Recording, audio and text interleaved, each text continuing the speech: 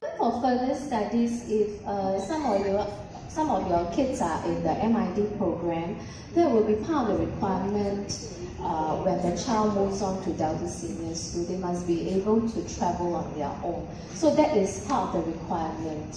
Yeah, and I think it's not only on the bus transportation, but also on the train as well. You must be able to demonstrate you can travel on the train. Yeah. Being road ready as well. I think over here, when they turn 15 or 16 years old, the school will be sending them out for home ed. And that's when they will also be taking public transport. So this is also part of the requirement to be able to travel independently to the employer's venue to work. Yeah, and of course, I think end of the day, it's part of independent living. We are not only training them for now, but in their future as well. When they move on to tertiary education or even working in the future, they must be able to travel on their own. So it's part of independent living. Yeah. Okay. So next slide is the school responsibility. Can I just have a sense whose child is in Hope class now? Any Hope class parents? Yeah? Okay, and I'm sure currently the school is already bringing the children out, yeah? To, if I remember correctly, they will select students and try to simulate the journey from school to their home. Do they do that? Okay, maybe not yet, but that was what happened during Kate's time. So what they did was, they left, the starting point was from school, and they will then travel by bus or train to a classmate's house to simulate how the journey is like when they travel home. So typically, the school will be covering this part of the traveling, independent traveling at Hope level. So general skills such as road safety, raising hands when crossing the road, this is also part of the traveling education. Yeah? Okay, besides that, so when they travel, what the teacher will do is they will familiarize the area around here and bring them either to the bus stop, taking the bus route, or the train route. Okay, and of course the nearest MRT station will be lakeside over here. It involves some walking by foot to the MRT station from here. But alternatively, the other option is to take 335, which we will share more later. Yeah, and also what is the safest route? Minimizing unsafe junctions. As it is, currently there are also a few constructions here. So what are the things to look out for? When the child travels on the road, the school will be doing this familiarization with the kids.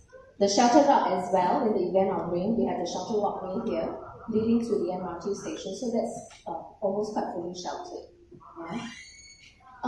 Yeah. So they will also go to the MRT station to teach the children how to top up the fare card, reading card, fare value, understanding the cost of the trip, and also how to move to the back of the bus when they board the bus. In fact, I think the school will bring some of the children from the PM session. There's this simulated bus or train at, was it Jurong area? Yeah. So they will simulate how you board the train. It's really a simulated environment. Okay, so it's at Ng Teng Fong Hospital. So they have this model, of how a train feels like inside or a bus feels like inside for the child to educate the child. So the school does give this training as well. Yeah. Okay, so as a parent's responsibility, here's where I'm going to cover, because coming from a parent's perspective, the first important point is to deal with specific journey of the child. You as a parent, you know best the best transport mode the most comfort zone of how your child travels on the road. And therefore, as a parent, you should take charge of, the journey, how your child should be traveling from home to school or school to home. Doesn't mean that the shortest is the best. The best is what the child feels comfortable. Yeah. I'll just give you an example. I've been training for the longest time for my child to take 157 from here to Bukit Batok to change another bus home. And one day, someone else picked her up and they took bus 99, which is from here to Clementi Interchange. It's a longer route actually. Interchange and then you change another bus. And instantly she told me she's more comfortable with this and she's ready to travel on her own. So this is an example of you observe changes, and if the child is comfortable, despite the longer journey, please make change to cater to the child needs. Yeah.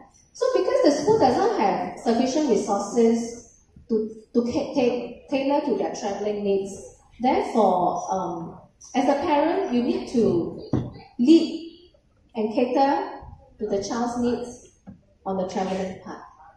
Yeah. So when you train, it's important to highlight the landmarks, because in the event if the child gets lost, yeah, they can at least point out to you where they are. Landmarks like, for example, if you are at Jurong East JQ or Jurong East Interchange, or even landmarks like, I don't know, for me, I will point out IMM. Yeah, I'll point IMM to my child.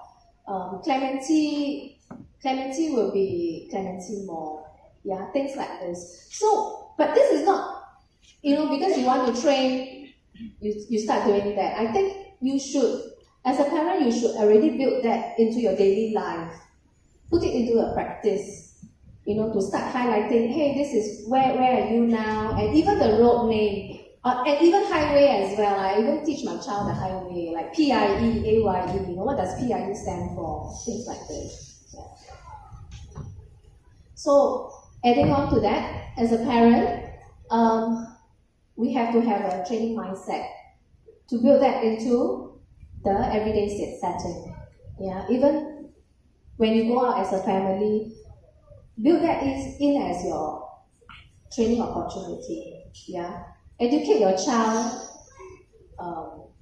The precious moment, take the best moment to educate your child as when you think suits. Yeah. So the top up of the machine. One thing, I have actually recently encountered something. I tried to top up for my child the EZ-Link card remotely, not going to the machine itself.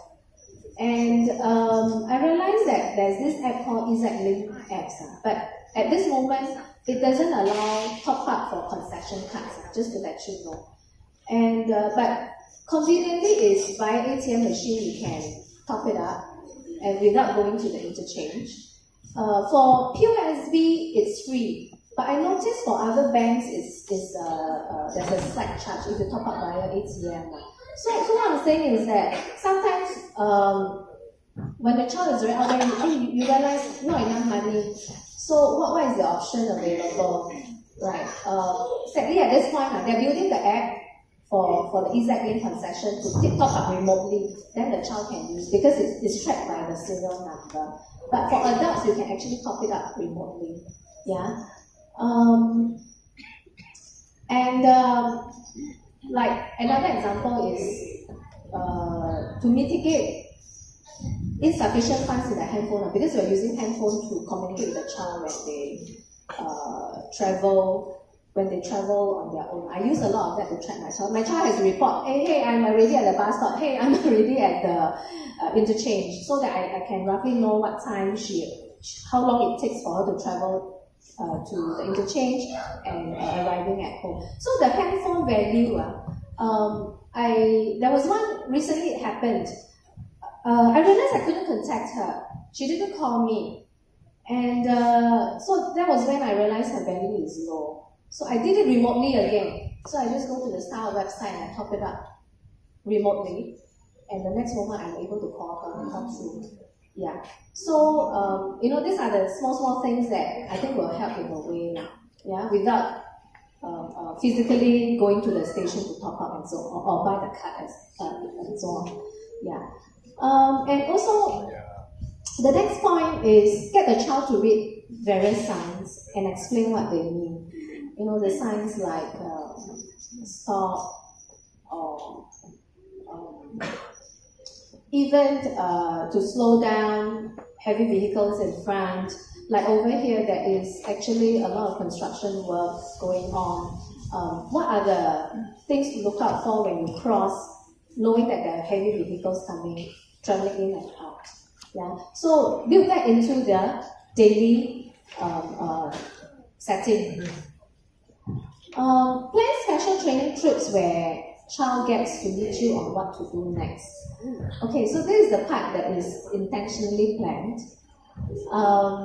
Because at a certain point you would have, followed the child through, accompanied the child through this training. And at a certain point, they must be independent enough to let them lead you. So you just follow from behind. And then, let them take the lead to say when to alight, or even board the bus, when to press the button to signal you have to alight the bus. So this is what it means to say get the child to lead you, because we're trying to simulate real situation. Yeah. And of course, to reinforce road safety and general safety awareness every now and then.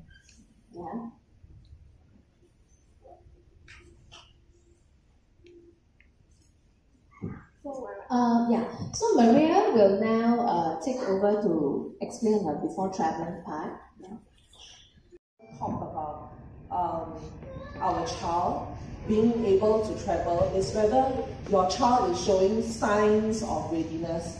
So we think that first of all, very important is whether your child can read the sign or the notice. So if your child, so like for example for Nicholas, right, I need to make sure that he knows that this is UT and you're getting off at UT MRT station. And then for, of course, even for knowing the traffic lights and all that, basically these are I feel that it was very important to know when we were thinking, can he start traveling? Does he know what is the green man and red man? What do you do at the zebra crossing? Also, reading the MRT signs, building names, even road names. And then secondly, I tap on technology.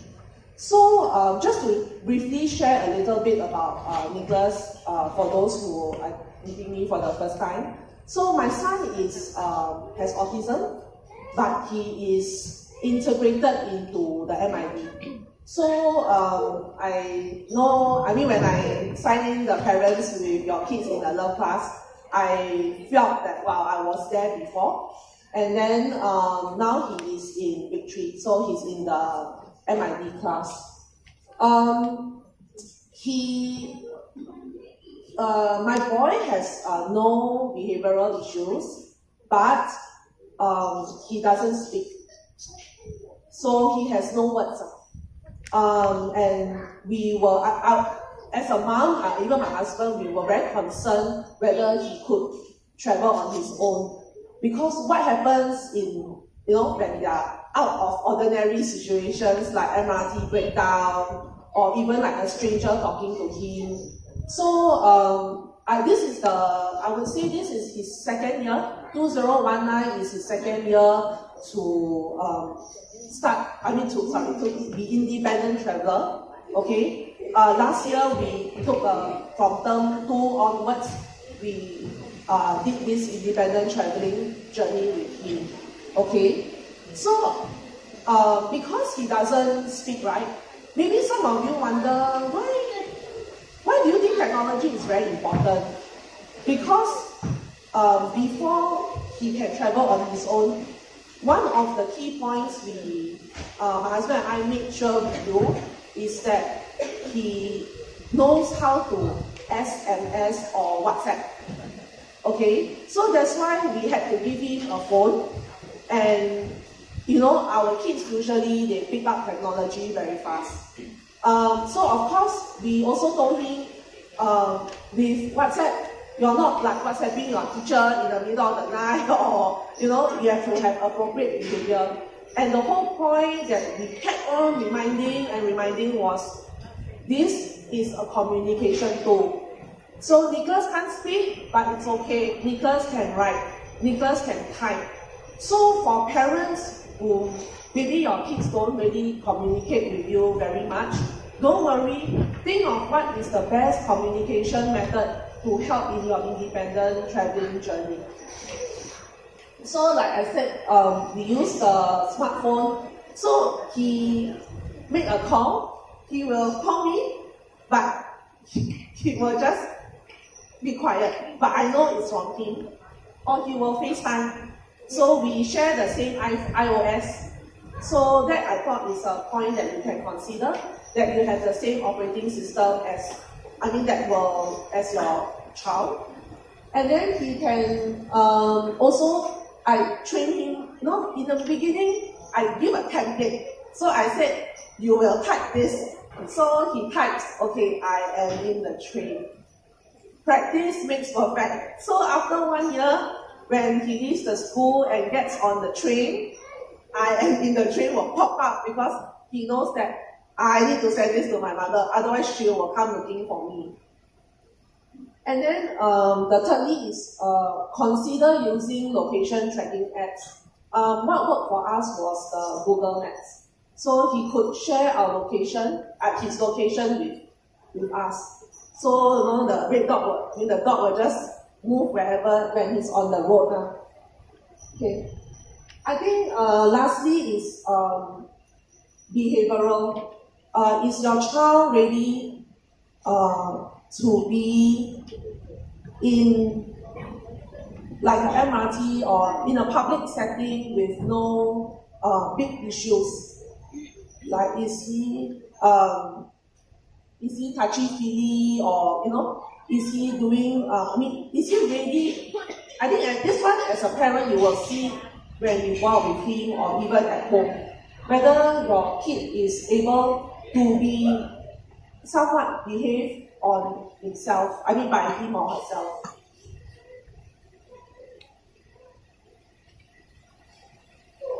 Okay. So that's the readiness part. The next part is preparation.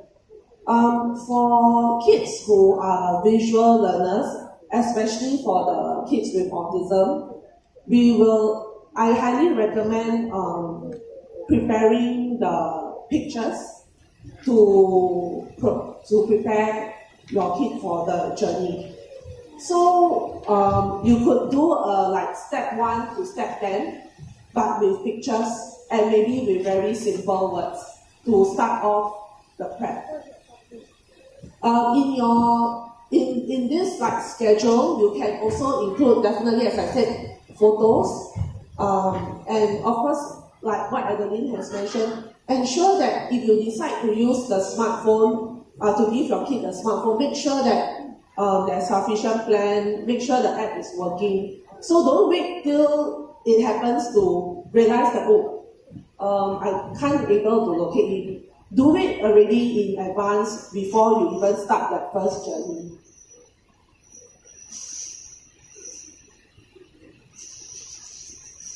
Okay, so with all this, we want to start traveling, but we don't just start traveling without any, with any prep. So we also told Nicholas that, okay, today we are going to try going to school, and we are going to take the MRT, and we're going to take the bus, and we are going to walk. So it's literally BMW, a bus, MRT, and walk.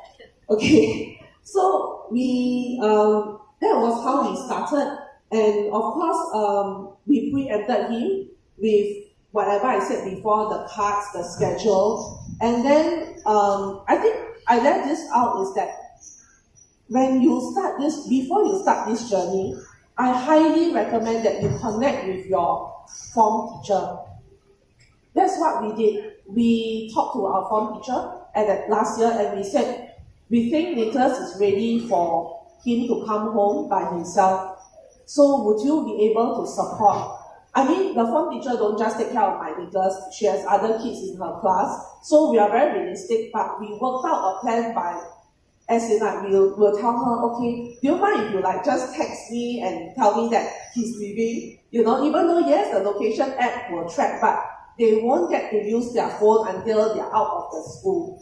So make sure that you are not alone, that the teachers are there. You can just tell them and collaborate with them on how they can help in your child. And I think you also have a peace of mind that someone else besides you, your spouse or your family knows that your child is trying to go home or come to school by himself. So of course, come to school, you can always tell your teacher that, maybe for the first few times or whichever period comfortable, say, can you text me and tell me that he's safely in school? Because the phone cannot be used in school, it will be confiscated. So you need to, I highly recommend that you speak to your form teacher when your kid is ready to make the first move. Okay? And then we take progressive but deliberate steps. So, so basically, I felt that we couldn't just do it on, like, okay, A to Z. Means UT, my home to Grace Orchard School in one journey. Like, whoa, it can be quite overwhelming. So try to cover it like progressively. Means that today maybe you just do, from walking from the house, you walk to the feeder. I mean, from us, we need to take a feeder bus, or we have two options. So we slowly but surely, we took the whole journey, but not in one time. Okay? And then when Adeline was saying that, let your child lead you, so basically what we do is, okay, we need to walk to the MRT station. So maybe first time, I walk with him. Okay? Second time, we change person, my husband walk with him. Third time, we say, okay, we'll walk with you, but you show us. And then you will be able to gauge that, okay, I think need more time to assist him, or it's fine, I think he already knows the way. So always take like little steps, but you will get there, don't worry. And then when you are walking, or when you are in the bus, or when you're taking the train, you can point out the landmark. So for example, if it's in the train, so Nicholas needs to walk to UT take train to Lakeside, right? And then he needs to change in Jurong East. So he actually told us that, okay, I need to change in Jurong East. So check your understanding, check his understanding or her understanding with you, and make sure that you are assured that he is or she is able to really understand that, yeah, my journey from Choa Chu Kang to Lakeside, I need to do this. And then give him a map of the MRT, or if you want. I think it's very helpful as well. Okay. So these are some of the don'ts that we did. I mean, that we kept on reinforcing to him about traveling. So no headphones on the road. Okay. Initially, he was a very good boy. He listened to me, but recently this year, maybe he thinks that, oh, I can travel on my own. I want to use the headphones. So the answer is no. Okay? When it's a no, no bargaining. I drive, so I have seen kids, doesn't matter where, or even adults, you're on the headphone and blindly crossing the road. Your eyes are not even looking at what's happening around you. So for our safety, we are very strict with Nicholas. We said there will be no form of distraction. So even using the phone, we told him that you will get lost if you keep on being on the phone.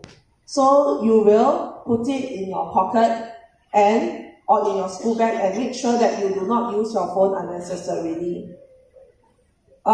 Second point is avoid talking to strangers.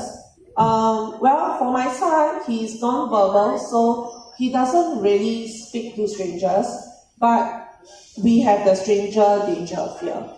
Okay, so what I meant is if someone talks to him, I ask him, what do you do? You talk to you try to follow the person, or what are you going to do? So of course, after prompting, he told, and then with practice, he said that yes, if there's a stranger, I walk the other way. Okay, or at least I walk away.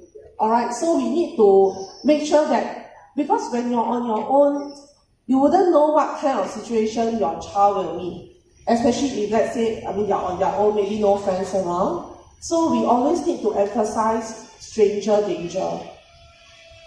And then lastly, this point, I personally wrote this down because I felt that I have read many articles, and I've even, I've been sometimes on the social media. Our special needs, our kids with special needs, they can get misunderstood very easily. Okay, so sometimes it's not, what do you call that? It's not, they're not doing it deliberately, but it could be accidentally, the movement a bit big, during the peak hours, the train or the bus is very crowded. So as a parent, I felt that we should reinforce that your arms, your hands are always like by your side, or basically to your side, into the risk of being misunderstood. I mean, Nicholas is fine, but when I look at the cases on social media, I do feel that, I understand, and I think some of these kids, they may get misunderstood. So I even, because we went for the Special Ed conference last year, and we did this presentation. So one of the parents, not from GOS, he came up to me and he said, he keeps his arm to himself, but he stares. So he asked me, he said, I'm very worried.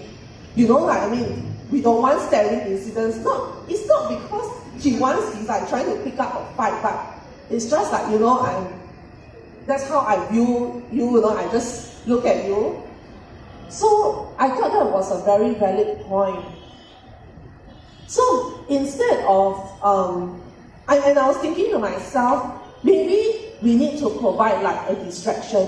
So if let's say your child is someone that is fidgety, or maybe he needs a toy, like a waiting toy. So this is quite applicable to the kids in the love classes, because sometimes they have all these tactile issues or challenges.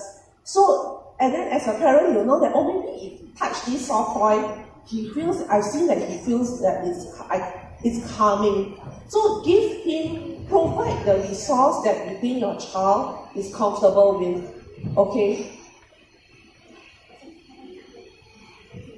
This last slide, I'll just briefly run through, because it's the technology to aid the traveling. For me, my go-to is Google Maps for location sharing, but I think there are so much more in the App Store. And then I think you can also definitely consider the different mobile plans with the different types of data. I think that one is best. It depends on budget and all that. So for us, for me, my own experience, I give Nicholas a phone with a fixed plan. So my husband is very on about checking the usage. So we will tell him in advance that, okay, the phone is for you to communicate. Your phone is not for you to go on YouTube and watch like MTV the whole time and bust the data. So we actually track the usage as well, besides his location, but we do track the usage. And it's also kind of like a cyber safety. So I think with this, I end my presentation and I move. Hey, is this mine? Is it like this one, is it? Oh, mine. In the first place, parent, you have to be like, in a way, are you willing to let your child travel on their own? Are you willing to let them? Do you have the confidence in them? The responsibility of letting the child traveling on their own. Do you have that? Are you willing to let go? Some of them are very reserved. But if you never try out, there will be a time where they have to travel on their own. It's just a matter of time. So if not now, it will be later. Okay. First thing, get child to report back at different milestone landmark. Okay, in the first place, when you plan your route, you must make sure, let's say, you have a base station. Let's say Jurong East MRT. Okay? From Jurong East MRT to come to this school, you take the feeder service 335. And 335 is it goes around, it goes back. If you miss the stop, you will go to the next one. It will go back to Jurong East, the bus terminal again. Then you just take the other bus, next bus to the school. Okay, this is the nearest. The bus stop is just outside. Okay, and it only goes one way. It doesn't go the other way. Okay, so your child will be safe. Okay, and remember to always emphasize on the base station. Whatever bus that you take, you can take any other bus services as long as it gets to Jurong East. From Jurong East, your child should be able to go home, or from Lakeside MRT, or from Boon Lay. You have to set up the base station. That is most important. If she is there, then she will know which bus to take to go home and which bus to take to school. Okay. You have to get the child, okay, sort of like a phone. The child report to you where you are right now. Or you can use the location tracker. And you must know how long does it take from home to Jurong East and from Jurong East to school. Give them a bit leeway. Okay? But by certain time, she should be home. You don't give her a call. Where are you right now? Why aren't you at home yet? Okay? And when you start to train your child to travel independently, try to do it in the afternoon session. Because the morning session is very hectic with all the people going to work. So try to do it in the afternoon session where you can go a bit earlier to school. Then you can, teach the child. Some child need longer time. So it's more like a spaced repetition. If you go to the same thing every day, then sooner or later, subconsciously they will remember. Okay, every day I go this route. I should know this very well. Okay, the route should be also safe to walk. Okay, and always tell them that road safety do not take for granted. Even though you have the right of way, you can see that the green man is on. You should still put your hand up and look at the oncoming car before you cross. Because a lot of people do not give way, especially the junction over there. That junction, it flickers very fast and everybody is in a rush to make a turn. Okay, be careful of that junction there. Okay, and work out where the place. Okay, it rains. Okay, how are you going to go to school? Okay, you can stop at the market there, where it's all sheltered. Currently, they're doing some work over here. If not, you can still walk to the community center. Okay? And this happened to my son. Okay, it was raining. And he doesn't have much money with him. So he wanted to buy an umbrella. So he goes to the one of the vendors, the shopkeeper there, and he said, I want an umbrella, but I only have so much. But the vendor just said, never mind, you take it. Whatever you have, give. And he got the umbrella. In a way that the school here already have a relationship with the shop owners over here. Okay? In case they see these kids, and these kids maybe they want to eat, they don't have enough money, the shopkeepers are willing to let them have it. Okay? This is the relationship between the school and the shopkeepers association here. Okay, in a way, our kids is also taken care of. Once we reach this part of the school, there are many eyes looking out for our kids. Okay, that is the one very good thing about this. Okay, working out the buddy system. Okay, that's why we give you all the text. We would like you to know, okay, each other and where do you stay. Okay. Maybe some of you stay in Bukit Batok, some of you stay in Chatuka. Get to know the parents who have children who are already traveling on their own from that area. So these kids of us, they will know each other. See, even they are from different classes, they will know. And they will know, okay, this is MID, this is autism, they will know. Okay? And they also have this responsibility of, I have to take care of my schoolmate. Okay, if they see the schoolmate in need, they will bring along. Are you lost? You want to go to school together with me?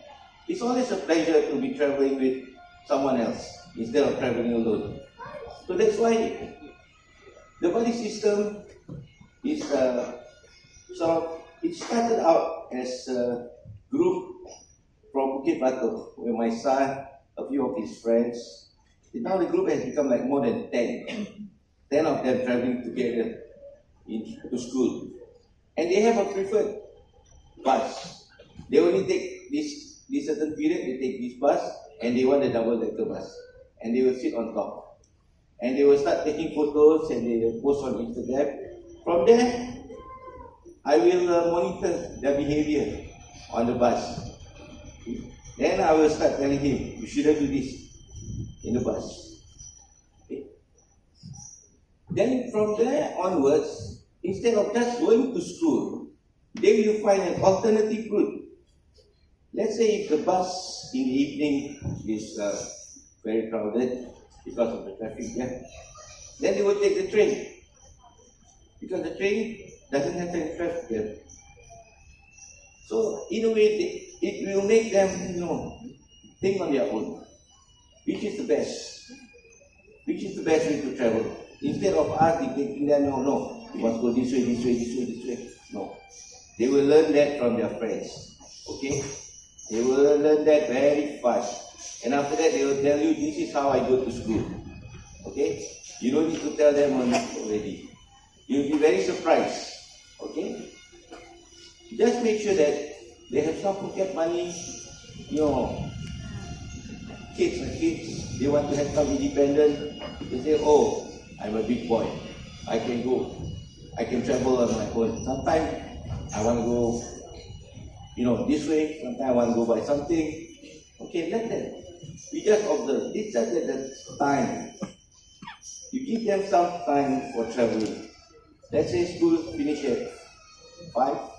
So normally I give my son up to about 6:30. He should be home. If not, I will give him a call. Okay, we are trying out this buddy system. If, let's say, your child is starting out, then maybe we can pair it with someone who is already independently travel. Okay? But in the first place, you must be willing to let go. let go. Okay? Okay, that's about it. Right? This one? Sorry. This is the backup plan. Just in case, if your child gets lost, use handphone or WhatsApp. Okay? Take a photo of the location and you know where they are. Okay? A message or share location or approach uniform personnel like MRT, bus captain, policemen, especially small holders over here. They are willing to help your child out. Okay, and last resort, if there is no one else, then approach a stranger. Okay, just in case if there's MRT breakdown, normally they will have replacement buses service. Just follow, because this bus will take them to the next station that is in operation. Follow instruction, crouch, approach MRT staff and call parents for assistance if required. Okay, this is what happened. Try. Most of the breakdown is in the morning. So that's why we try to train them in the afternoon. Okay? Before they start morning. Morning is a bit hectic.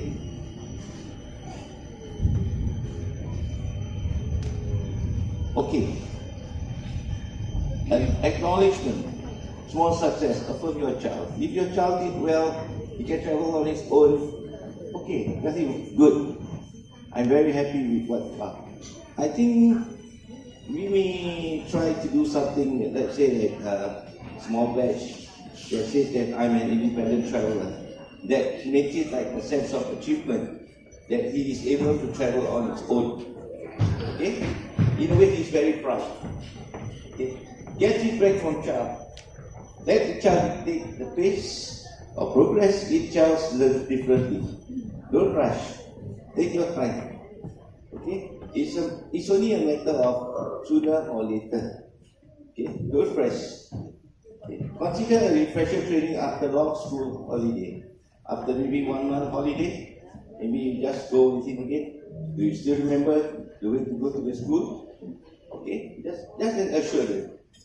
And okay, after that, they will expand the coverage to non-school area. After that, they will say, I want to go to the library on my own. Okay? I want to go to the swimming pool on my own. Okay? It's up to the parent again. Are you letting them go on their own? Okay? Because this is part of independent living. Once they are an independent traveler, it wonders. It makes a lot of difference. And it takes a lot of load from your mind that your child is able to be independent. Okay, thank you very much. We're just going to move on to the Q&A session. Yeah. 就是我们现在就会就是让家长有什么问题可以发表提问。And you want to speak in Malay? Okey, kalau ada pertanyaan, sila diajukan dan kalau boleh saya menjawab, saya akan menjawab. Ada apa-apa pertanyaan? Yeah. So we may not be able to answer all your questions, but we try our best based on our experience. And of course, with questions, then other parents can also learn from each other, right? So any questions from anyone on the floor? Yeah. 静阳爸爸，因为经过这些年我已经有个结论了。其实你不要，因为我的儿子是自闭，我发现他们是有，而且虽然看得很快但是他有记在头脑里面的。所以我建议如果before要 handle 这个，他们平时的生活已经就要给他一些生活准则，就是说行为准则。就是说，平时你们在走路或者去某个地方你就要叫他说，比如看到一个 spotlight，你就要说那边父母要跟他一起坐住，站在那边 stop line 不可以过。 Yeah. 啊，而且尽量不要illegal crossing。啊，真的就是还有平时一定要多远的红绿灯都要走到多远这样子，要他认出那个红绿灯，认识他。哎，然后我教他 before 6 seconds or never cross。 因为他没有答应那种 before 6 seconds never cross。 OK。啊，因为有些车驾驶人不一样嘛，啊，所以就是很多东西要预备的。对。所以他们在比如说现在他们大概79岁哦，在家里就一定要做一些行为准则。对。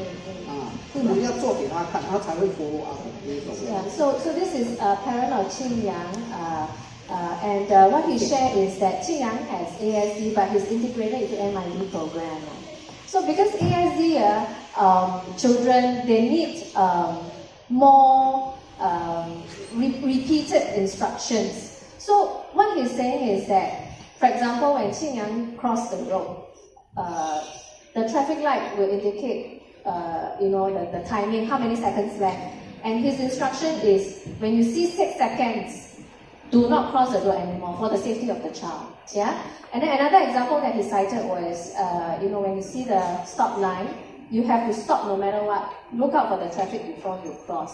So he's actually saying what we mentioned here, train it in an everyday setting. Since young, he has been teaching Qing Yang to build that into his mindset. So as a parent, it's important for you to inculcate that habit and good habits in your daily lives. By, especially for the ASD children, by, repeating it over and over again. Yeah. You know best how your child learns. Yeah. To take the first step, how to train your child to travel independently, you'll be thinking whether my child is ready. If indeed my child is that active and, the risk is very high, then would you do it? Probably not, right? So you know best how to stagger it over a period of time. Or some kids are really ready. They can just learn it within a month. For me personally, because I'm also more conservative because of the various reasons, like I also drive, I took almost like 6 to 12 months to fully let her go on her own. And after when she's able to travel on her own, I realized the convenience as a parent as well. The convenience as a parent. Yes. Yeah. If in an event I can't pick her, right, then I know she can go home on her own. So the convenience is there. I really treasure that part. Yeah, but another example is they will also grow more confident because they are out there to venture. Yeah, so we are also building up their confidence in that sense. Yeah. So any other questions here? Sorry, just to add, I think very loud. Okay, I think 6 seconds before you cross also very important. I think 6 seconds before and 6 seconds when it's about to turn to it's also very important because a lot of drivers will just chiong, especially recently you see a lot of cases is the driver chiong the red light, So yeah, it is very important. So your point is the first 6 seconds, counting backwards, but actually means when the light turns to green, it's his right of way, but then you can ask him to mentally count 6 seconds before he crosses because there are people who chiong the red light. Right. So when the green man light turns on, do not quickly cross, but wait, pause a while. Yeah. Traffic is clear. All cars stop there, then you cross. Even at our school zebra crossing here, we also experienced because earlier on I was also helping when Kate was in the afternoon session as a traffic warden. There are cases where, me as a traffic warden already going to stand out there holding up my sign. Yeah, but the traffic, the vehicle just continue to pass, drive past. Like even the motorbike is also quite dangerous in that sense. Yeah. So that's important. Yeah. Any other questions? Yeah. Okay, more. Sandra is in level 4. Basically what I noticed is I have a few bus occasions with him. That means when I go out with him or we took a bus. So the observation that I took is actually whenever he went up to the bus, he will get very excited and he will rush to the end of the bus, end of the, the highest level, behind is always the highest seat. He will go in and then he will squeeze in between those people who is sitting down. So he will say, sorry, excuse me, but those people will stare at him. So I'll be behind saying sorry. I'm not sure how many people here experience that. I really don't have an answer on how to overcome it. So after he sit at the right at the corner, what he did, he will cover his ears. And throughout the whole journey, he will cover his ears. So that was a few past occasions that I had with him. So it always made me very hesitate in letting go. Because if I'm around, he's like that, I have to tell everybody that sorry. First of all, is there an incident that triggered him to cover his ears, or even having this action to quickly move to the back and squeeze through? What was that? Any incident that triggered before? He is actually quite sensitive towards those lightning, thunder, and raining, heavy storm, and all that. He's sensitive towards that. I believe he's the engine of the sensory. The sensory part. Overwhelmed.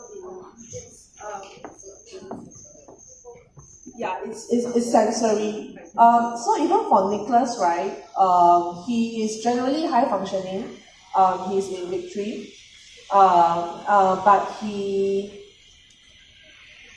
so recently he wanted to go to a concert because he's a teenager, he's very into music. So we all happily went to Maroon 5 concert. But guess what? That was his first time. When we went there, half the time he's having his hands over his ears. And then the other half of the time he's dancing without the hands over the ears. So you will wonder what's going on, right? But yes, there is that noise thing that overwhelms Nicholas. I think I tackle your question, the first one, about rushing to the back, sitting in the corner, okay? So that's what happened with Nicholas is that he loves the MRT. So he will rush up to the MRT, right? Regardless whether they have, he will chomp to the first seat. There could be an old person, right? Or there could be, a more, like pregnant lady, or, right? A reason. Yeah. So, this one I should share. So I was sharing to the other parents in the special ed conference was that,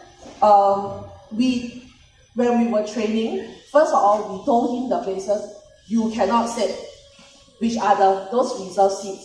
So I know it's a bit hard on our children that, how come you have seat, you tell your son don't sit down. But because as I said, I want to reduce that misunderstanding. The sorry, I totally understand how you feel, and until today, sometimes I'm also sorry to start in other situations. So first of all, we set the boundaries before we even travel. So we tell him that, okay, these 4 seats are for people who need it more than you. But the challenge comes when he will think, who needs it more than me? I need to sit down. This is how their minds are programmed. So I said, regardless, you don't sit down, okay? And then, of course, we kind of scare him and we said that I will come and I will, actually, I have friends who are in the train and they will tell me if you sit down. Of course, it's not true. I don't have friends in the train. But it got to the point that he knows that he cannot sit on these 4 seats, even if they are, of course, when he will not sit.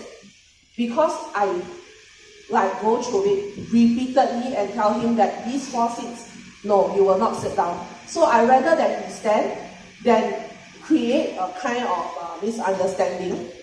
Okay? And I said, do not, so you have to, it's a very long journey, but you have to put it in a social story. So you have to tell him that you can mark out, like in the bus, which are the areas that he can sit, if there are seats. So if you feel that in the back, because it's so squeezy And maybe also not so easy to get off the bus, right? Because it's all the way to the back. You have to squeeze to the front. Tell him that if you want to travel on your own, you should sit in this area. Otherwise, we will not discuss, we will not have this conversation anymore. So I know I sound like as if I'm threatening my son, but this is how I approach it. So we tell him, if you want to do it your way, without, like, you don't want to listen to me or your dad, then we don't need to talk about it. We will talk about it when you are ready to hear, like, to accept what we say.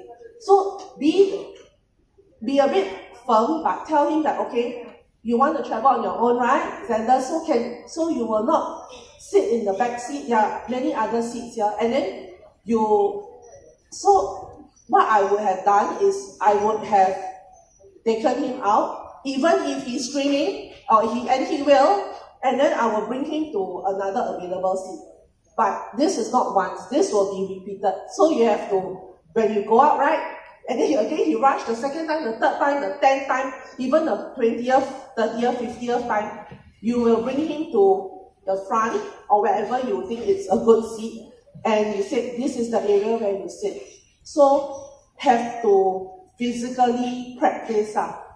So then he will understand, then it will like get into the system of the, like that, yeah, I need to do this in order to travel.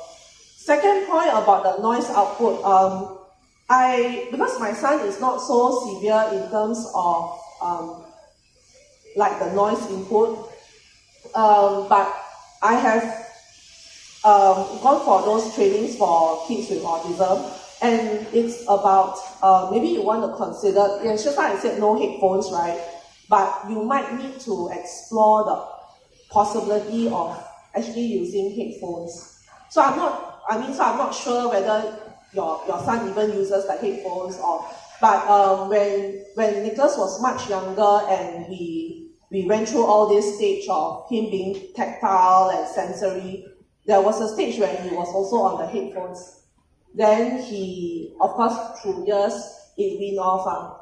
So I think, I hope these 2 points have, these are my own experiences on having a son with autism and trying to even get him to have independent life traveling skills.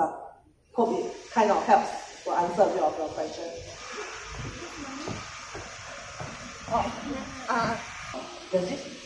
Are they asked to be kept in the bag, or does the teacher take it away, or?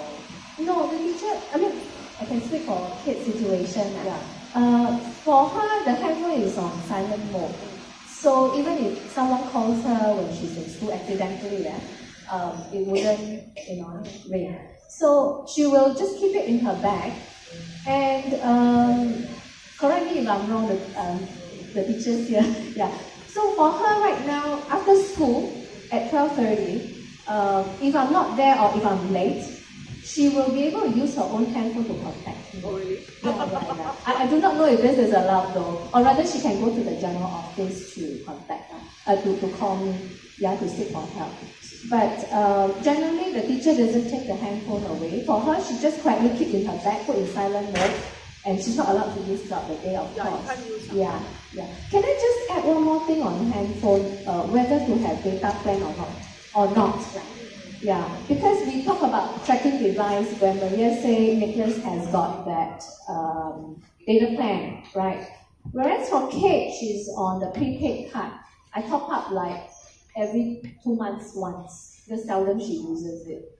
And she does not have a data plan, and therefore I cannot track her on the phone.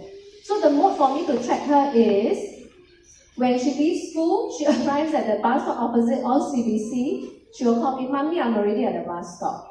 Okay, or I'm already on bus 99. When she arrives at Clementi Interchange, she reports again, Mommy, I'm already at Clementi Interchange. So I roughly know what time she arrives. And then of course I can also track, okay, the next bus is leaving Clementi Interchange at what time? She will arrive at my house outside bus stop by what time? So I will not be able to track her physically on the mobile device, but I track her by using the phone. Yeah? So, because I also fear that if she has got the mobile plan, she will be texting on WhatsApp or surfing the internet. Yeah. So things like this. So it's also a precaution that I'm taking. But of course, if let's say she can control herself, then we will give the option to use mobile plan later. Yeah.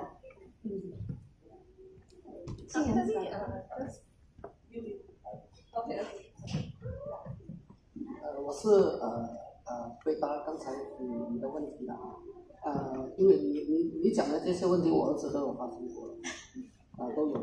他喜欢冲击后面是你要催他的时候，就是平时就是教他讲排队，要讲的说 excuse 这样子的，你无法阻止他，但是他的target只有一个目标，就是要那个坐那个位置，所以你一定要让他去，只是行为方面，你叫他速度放慢，不可以跑，不可以冲，连让他讲说 excuse 一个一个这样，比如各侧这样子嘛，或者让他这样慢慢过去，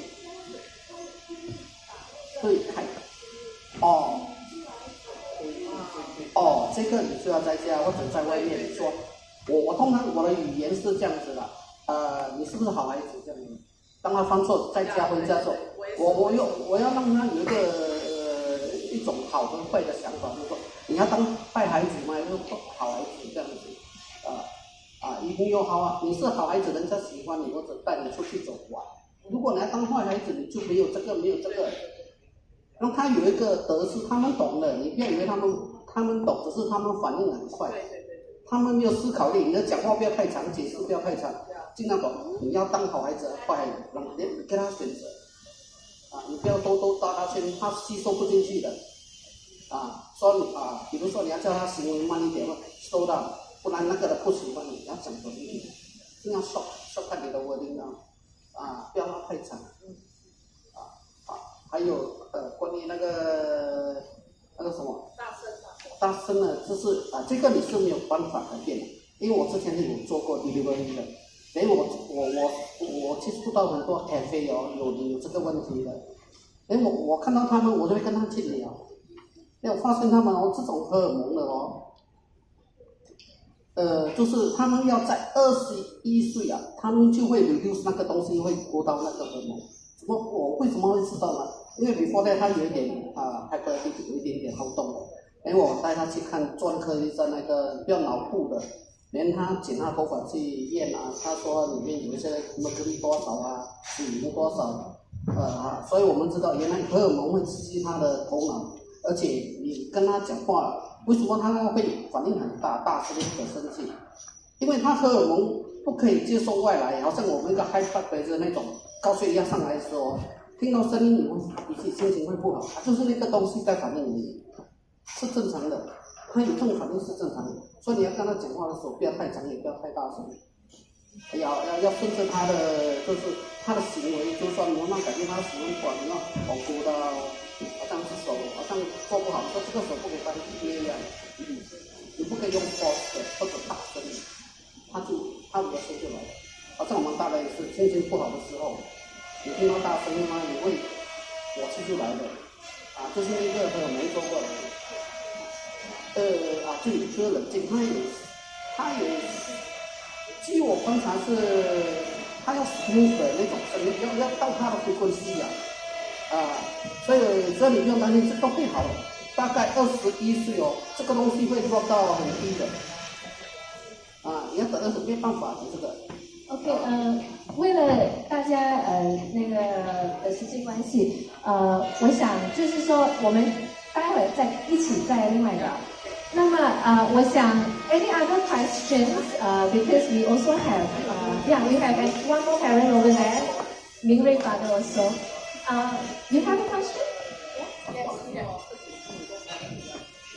Hi, thank you for sharing. I think I learned quite a lot. One thing is I noticed all three parents talk about using handphone. In fact, I was just thinking, can we do without?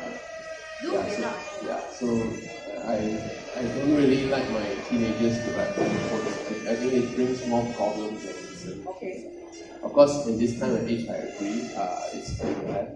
But I was just thinking, how can we train them without? Because one day the handphone may die due to battery or whatever, maybe data loss. So if we are training them based on location and handphones and stuff, then in case of it's very common for handphone to die, right? No signal or whatever. Yeah. So do you have any experience or any other parents sharing without using handphone? For me, it will be hard copy. So the school printed out a hard copy. Yeah, from like, for example, from school to like a classmate's place.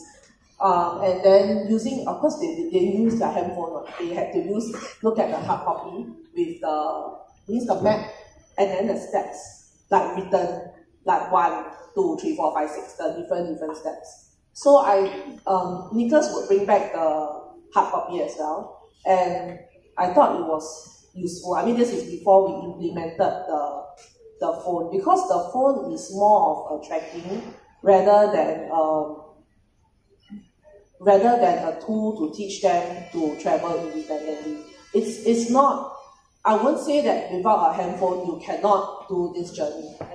So phone is only for tracking, but on another hand, I'm thinking about if the child meet with a certain situation, or you need to contact your child because of certain reason, you're not coming back home in time, then you'll be wondering why the child is not contactable by phone. So under such circumstance, I thought that having a good buddy system or parent to parent, knowing each other, that helps. I give you an example. Last year, there was this parent who called me on my phone because she knows sometimes I pick up my child. Like, hey, my daughter is not back yet. It's not her usual time, she should be home already. What's taking her so long? And she's not able to reach out on the phone also. Yeah. So then that's where we start to reach out to other parents, knowing that, hey, this parent is taking this route. This parent would pick up the child, her child as well, and she's taking the same route as this child. So I called up this parent and said, hey, did you see her boarding the bus with you? So this is where the support system from parent comes in, or even a buddy system comes in, that you can work with or check with that parent. Yeah, that is one of the options. I think for myself, okay, maybe you might think I'm canvassing for the parent network group, but after I joined the group, right, I actually know a lot more parents, and I feel that there's more support among the parents. So don't be shy. You don't need to join our group to know other parents. That's why we put in the classes today. It really helps when there was once where Nicholas was only starting to travel independently back from school, and one of the parents told me, hey, I saw your son. I was like, what was he doing? He was running and hopping outside the pavement. So I was so thankful for this feedback, because then I know that, okay, I need to work with my son on this issue, because we don't want to fall down, get hurt, or not watching or not looking out for traffic, etc., etc. So I think try to at least reach out before you start your journey of independent traveling with your kid. This one don't need handphone. This one is your handphone to the other parent's handphone. Have a connection with your other parents, and definitely, as I said, I bring you back to the point of letting your teacher know. So I let Nicholas' teacher know last year, and then she helped me to connect with another child's parent that happened same class, going to Lakeside MRT, but not going to UT. So the Lakeside to UT, going to Jurong East only. So stop at Jurong East, and then Jurong East, my son had to go himself. So she paired him and another 2 more. So the 3 of them walked to the MRT together, then they, those that need to go, whatever. So I felt that was really, really helpful, because it really took the part of the concern away. So no need handphone. This one also, when we have other kids that are traveling together, right, it really helps to boost the morale of your child as well. So do consider getting in touch with your teacher and just tell her that, would you be able to help me with this request? Yeah, it says. Okay, this is why we give you this badge and we group you according to your children class. We would like you to know the parents that, okay, oh, this is my son's classmate. Get to know the parents. Just in case if like something like this happens, you need to know. See, we all of us here, we have the same issues about our child. Our child is special. Okay? So, what better is by getting to know each other? Like sharing, okay, what he shared with us. We will not know because we did not go through what he did from his personal experience. So, it's good that we come to events like this where we share. We share opinions and questions and experiences. This is how we try to overcome. Okay, Adeline, you okay with that? So, I have this parent here, Mr. Cheong, who just shared with me that, pertaining to just now that parent who said no handphone, then how to, travel independently. So he was sharing with me that actually, when the child travels by bus and they meet with certain situation, the bus driver can actually help, especially the special needs children. So first of all, every bus stop has got that bus stop code there, right? So when the child travels, it is good to, especially the non-verbal ones, good to have that tag. And then you have the bus stop code where the child is supposed to alight or go to. That code, any bus driver will be able to identify, right? So that's where they will be able to come in to assist in that sense. Yeah. So they are being trained in that sense. Do you have anything else to add? Actually, what I just hear is what lack here is we are requesting our child, our parents, to guide our children how to take bus safely. But actually, our transport system, especially the public bus sector, they do have assistance. They can help your child. Sometimes the child may have missed his bus stop, but with information such as bus stop code, I want to get to this destination, the bus driver would have sent to the right spot and advise your child to alight. And hopefully the child remembers from this bus stop and get back home. But even though, for the sake of it, they will bring back the child to the interchange. The interchange supervisors, assistant supervisors will call for help. But of course, to call for help, first of all, we need to identify. Identifications means that you must have the contact number. Now, of course, putting a tag to a child sometimes may feel, to some parents, is I don't want like my child to know that he or she is a bit need help. But it's okay. You just have to break that barrier. All right. Go to any interchange. Look out for the sign TSO. Approach them.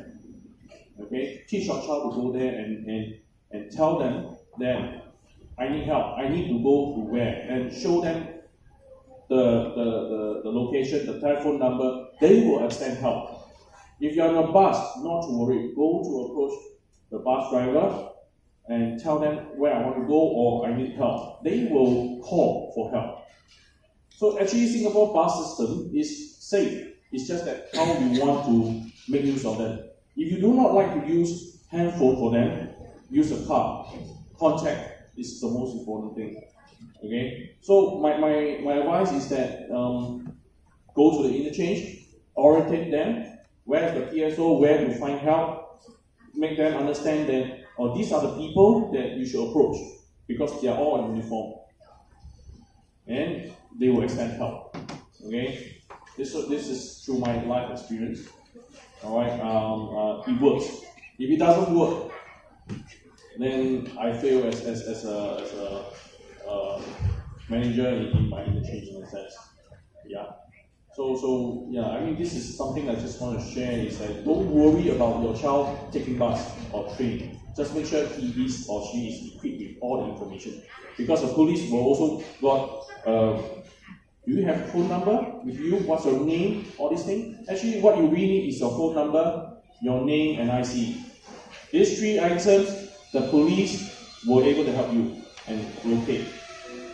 As long as you have a translate card and you remember the translate card number, you can trace his last tap-out point from where he or she alighted. You know your EZ-Link card, there's number there, 16 digit. Based on that, the police could understand and know where was her last location, as long as he or she taps. Okay? And the reason why concession card don't go for auto top up is abuse. When you lost a card, people use the concession card to abuse. Adult using children. That was the real reason. No, it's not. You know.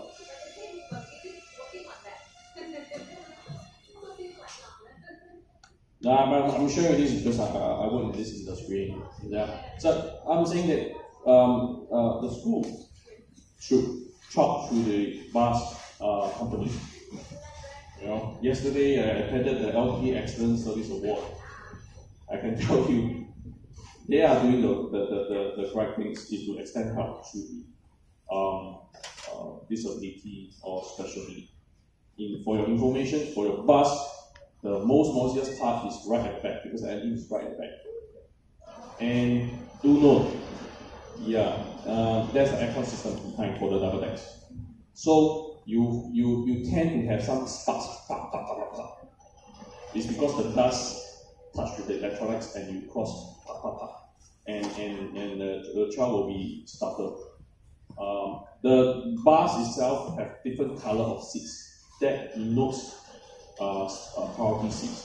Priority seats means that elderly, pregnant, or disabled. You go to any interchange, even in Clementi, you see there are seats down there. Actually, they are meant for priority seats. Yeah. So every interchange have its support. It's just that the school need to talk to the bus company what you need.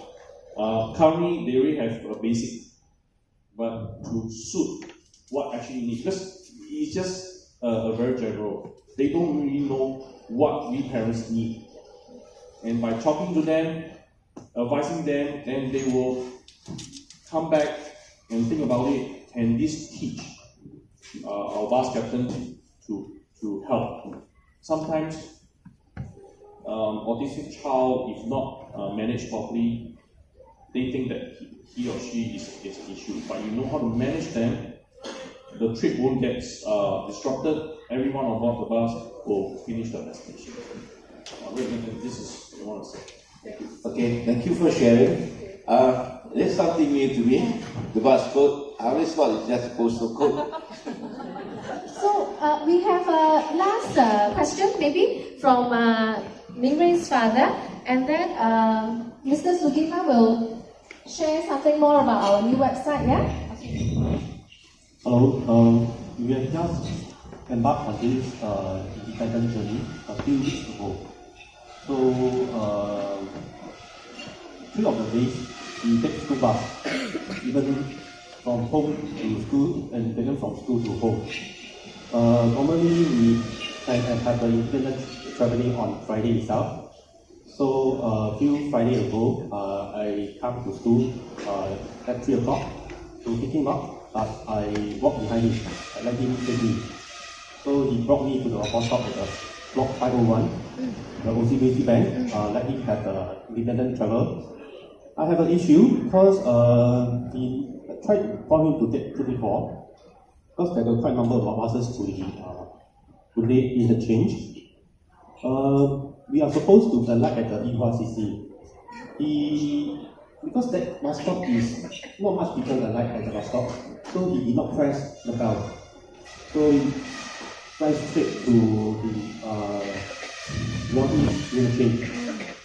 But from there, he knows which bus to take home, that is 98, and which is our home is the SPC petrol kiosk, which is about 4 bus stops away. That bus stop is a very busy bus stop, so a lot of people alight. So when all the passengers alight, we know how to alight the bus stop. So we have an issue from the bus stop before and the bus stop that was supposed to alight. How to make him know how to press the bell? This is one of my concern. And yesterday I picked him up. Not really picked him up. So I worked for him at the opposite the OCBC bank. That means the one who is opposite. We make him have a regular pattern. That means we plan the route for him. Ask him to take the 99. But yesterday, because yesterday just happened that another man is alighting at the bus stop. So he pressed the bell. So my son alighted together with us because I let him sit on the upper deck. I sit on the lower deck. I just observe him. So this is one issue that I'm facing about how to let him know how to press the bell itself. Yeah, because let's say a lot of people alight at the same bus stop, he knows where to alight. But somehow the conscious effort to press the bell is one issue that I'm currently facing now. So that's all. So this is where I mentioned earlier in my slide. To cater to the needs of the child, you need to fine-tune your route planning. What I observed for my daughter is why she say I'm ready to travel when we change to 99.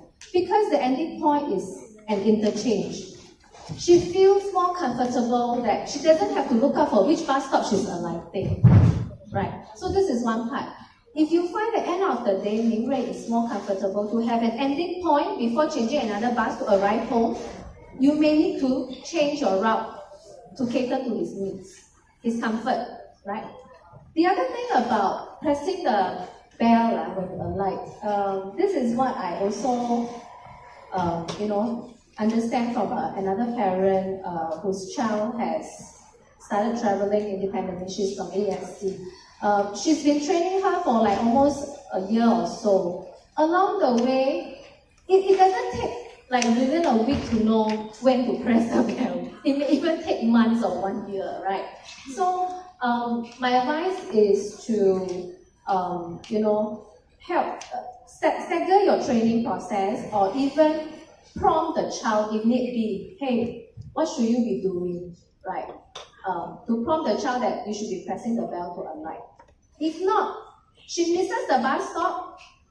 The child is learning what to do next, right? Going to the Boon Lay interchange and what bus to take back. So this is also another way of learning whereby if I miss the stop, what should I do? How do I go home?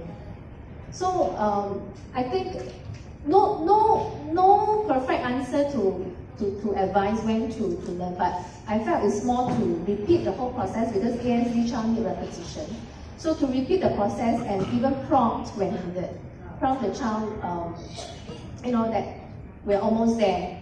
So once they get that into the system, along the way they will be able to learn. Okay, the other thing is to point out before the bus stop that you want to alight, you must tell him, like indicate the landmark. Okay, when you see this like OCBC, you press bell.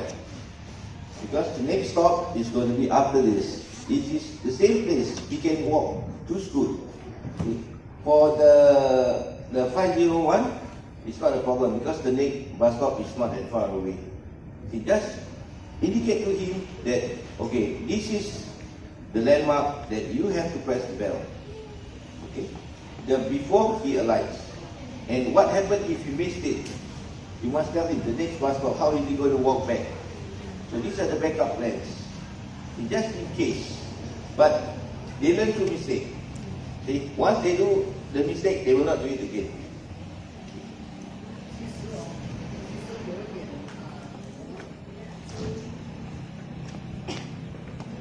其实我们有时候对我们孩子太过没有信心了。据我观察，这种 SD 这种自闭症哦，他们的 memory 很好的，你知道吗？所以我的孩子哦，他们自己做，当他自己劝他的时候，我只劝他3次而已。只要你跟他讲一个 point 或者跟他指来骂那一种东西哦，不过你不要指那个好像一棵树，就算你指一棵树，他都会记得，你知道吗？所以哦，你不要指那棵樹，有時候被他戳掉呢，戳掉的話看不到那棵樹啊，就over。对。当然每个孩子学习的经验是不同的。他们 SD， 你虽然看他好像觉得他的需要很多 practice 哦，其实他已经全部在他头脑里面了，一般细节都在他里面了。我观察他们这种 SD 的人啊，所以只要他讲一个地方带。不过他本身要带他1次，连第2次叫他自己下车。通常我催他说 What must you do？ 我没有帮他按那个 bell 的啊 ，What must you do？ 他就会想很久，一直看看。这到底 prompting 啦 ，prompting 要就是引导他。第1次你要带他看到什么，看他什么，在哪里下车。第1次是你要示范给他。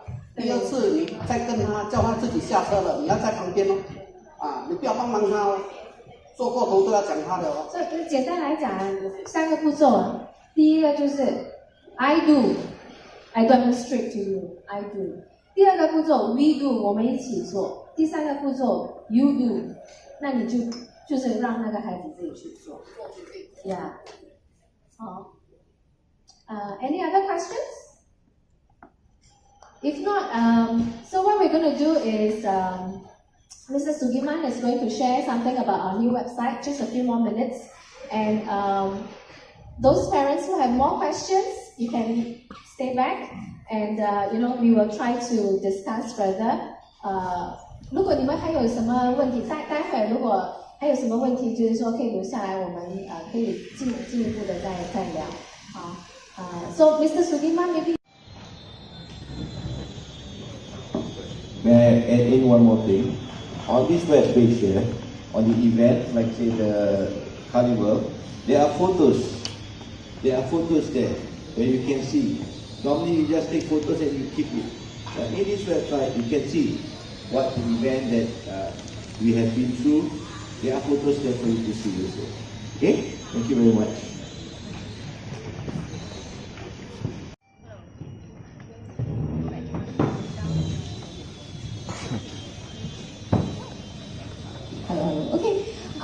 Good afternoon, good morning, grandparents. So my name is Ms. Jessica Chen, and I'm the HOD of Adult Professionals. I'm also overseeing partnerships. And I'm very heartened this morning to see that so many parents of you have taken time to come and attend this workshop by Parents Network. I really want to take this opportunity on behalf of the school to thank the team for putting on together this wonderful training for all parents. And so I was with the children most of the time, helping so that you can have this training opportunity. And I've been hearing also the question that you have asked and the responses, the support that you are giving one another. I think that's really wonderful. I also hear opportunities that the school can continue to collaborate more with parents, or even working with I think there was a parent who mentioned working with the bus interchanges and all that. And yeah, so I'll take it back and discuss with the school. Today, I think we are all very privileged because the website that we just seen is also new to me. I know that the team has been working on it, but I was checking my social worker who is working very closely with the team. This is really a new launch, and I think it's so wonderful. We will definitely want to print posters, make the QR code available to all parents so that all parents can be on board of this. I think as parents of children with special needs, we know that it's not easy. And the school really wants to partner with you, and we are looking at how we can strengthen that partnership. And this is really a wonderful platform. So I also appeal to each and every one of you to, have maybe we put up the QR code again. Then they can scan it and make sure that you have it on your phone and all that, right? And pass it around, right? You have network of parents, pass it around to the parents that you know. We will also do that, and let's together also continue to have the collective wisdom. I think it's not just the school, it's not just the parents, but it's definitely working together, yeah.